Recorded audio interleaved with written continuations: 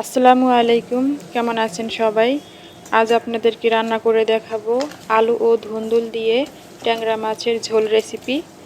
আর এই রেসিপিটি খেতে কিন্তু খুবই সুস্বাদু এবং হেলদি। গরম ভাতের সাথে খেতে কিন্তু খুবই ভালো লাগবে। তো এখানে আমি 8 পিস ট্যাংরা মাছ নিয়েছি এবং লবণ হলুদ মরিচ মাখিয়ে নিয়েছি। এখন এগুলো ভেজে নিব। তো তার জন্য এখানে চুলায় একটা প্যান বসিয়ে তেল দিয়ে এর মধ্যে মাছগুলো ছেড়ে দিচ্ছি ভেজে নেওয়ার জন্য। তো মাছগুলো একটা সাইড হয়ে যাওয়ার পরে এখানে আমি উল্টিয়ে নিচ্ছি। তো এভাবে কিন্তু এপাশ ওপাশ করে মাছগুলো ভেজে নিব। তো এখানে ট্যাংরা মাছগুলো ভেজে নেওয়া হয়ে গেছে।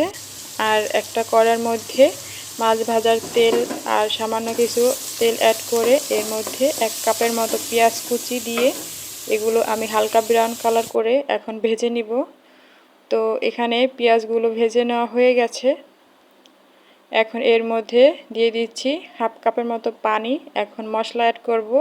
তার জন্য 1 টেবিল চামচ পরিমাণ আদা রসুন বাটা আর দিয়ে দিচ্ছি সামান্য হলুদের গুঁড়া, লাল মরিচের গুঁড়া, দিয়ে দিচ্ছি স্বাদ মতো লবণ, দিয়ে দিচ্ছি ধনিয়ার গুঁড়া, জিরার গুঁড়া। এখন এই মশলাগুলো মিক্স করে খুব ভালোভাবে কিছুক্ষণ কষিয়ে নিব। কষানো হয়ে গেছে। আর এখানে আগে থেকেই ধুন্দুল আর আলু কেটে ধুয়ে পরিষ্কার করে নিয়েছি এখানে যে। আর এগুলো এখন কষানো মশলার মধ্যে ঢেলে দিচ্ছি। খুব ভালোভাবে এখন মশলাগুলোর সাথে বেশ কিছুক্ষণ ধরে কষিয়ে নিব। আর ধুন্দুলের এই তরকারিটা কিন্তু একটু সাদা সাদা বা ধুন্দুলগুলো সবুজ রেখে রান্না করলে খেতে খুব ভালো লাগে। তো ঢাকনা দিয়ে ঢেকে বেশ কিছুক্ষণ কষিয়ে নিয়েছিলাম। আর এই তো কষানো কিন্তু হয়ে গেছে। এখন এর মধ্যে পানি অ্যাড করে দিব। তো একটু ঝোল ঝোল রান্না করব, তার জন্য পরিমাণ মতো পানি দিয়ে দিয়েছি। এখন এর মধ্যে দিয়ে দিচ্ছি কিছু কাঁচামরিচ ফালি। এখন খুব ভালোভাবে মিশিয়ে নিব।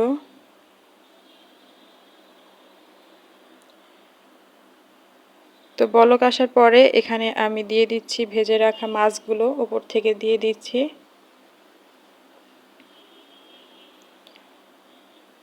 এখন বেশ কিছুক্ষণ রান্না করে নিব এভাবে।